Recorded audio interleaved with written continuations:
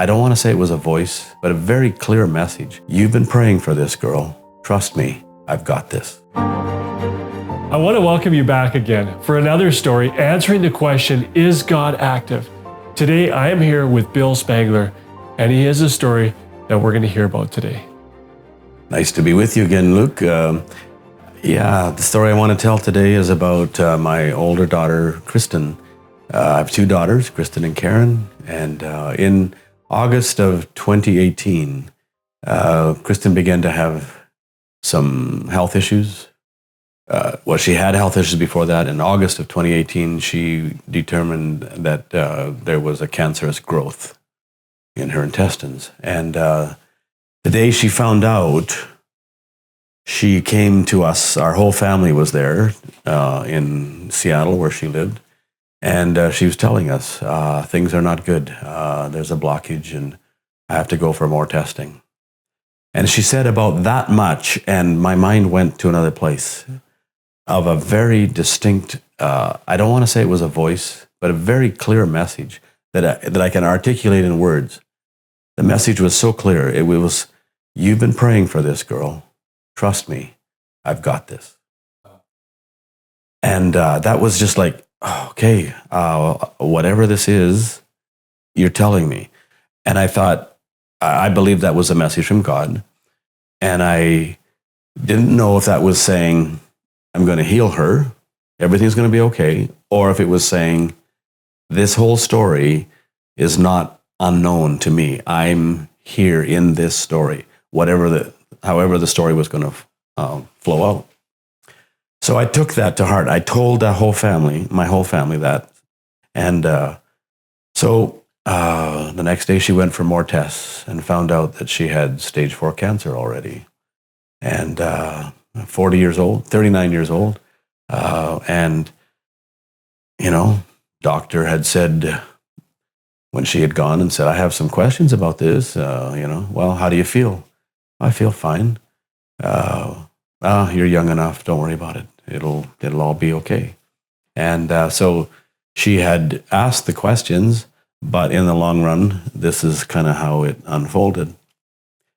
So we started into the journey of treatment for cancer. She started taking chemo and doing everything she could. She changed her lifestyle. She changed her eating habits. She was impeccable.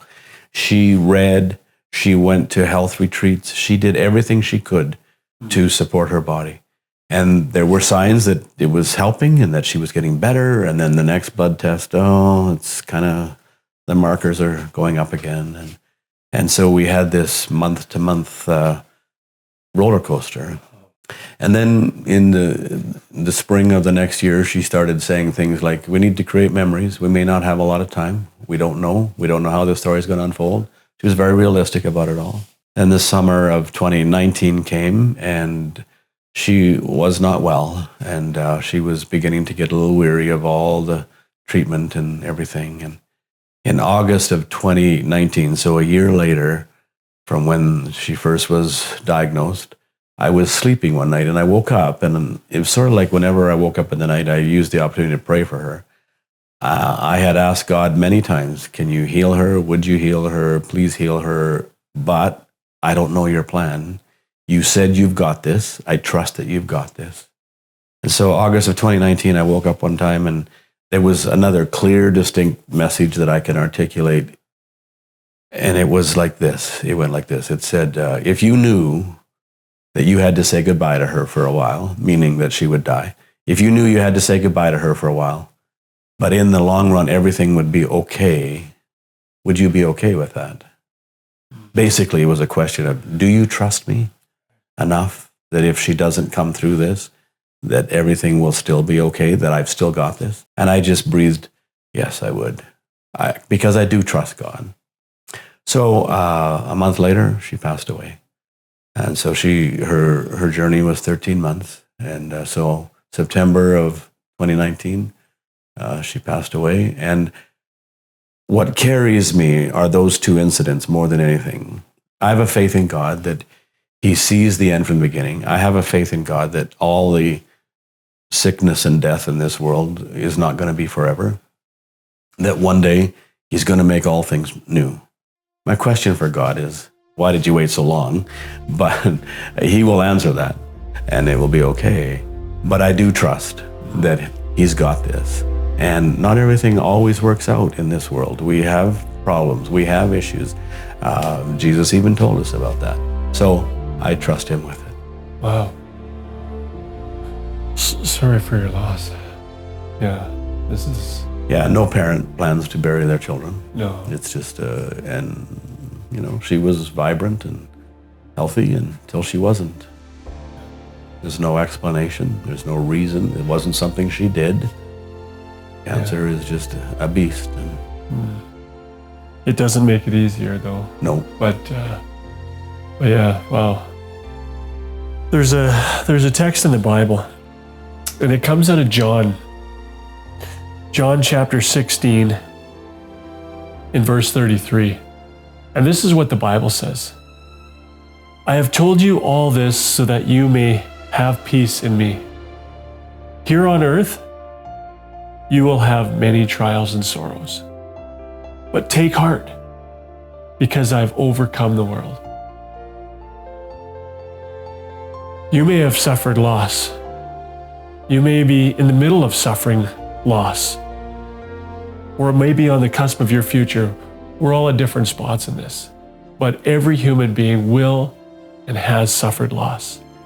And this question keeps coming back: how can there be a good God with all this suffering? This is not God's plan, but he's telling us, take heart, I've overcome this. There's something more to come. Trust me with this. It isn't God's plan to take our children, our parents, our friends, but it is God's plan to make it all new one day. So I want you to go and look into the Bible and look and see and get to know the God of this Bible, because he is the one with the answers. And then I want to invite you to join us next week as we continue answering the question, is God active? Thanks for watching today. If you have challenges in your life or worried about your future, I want to invite you to take time to pray. Well, what does that really look like? It's as simple as talking to a friend. And who of us don't have friends that we like to talk to? God cares about the things you're facing in your life right now. Take them to him. Remember, we're also praying for you. See you next week.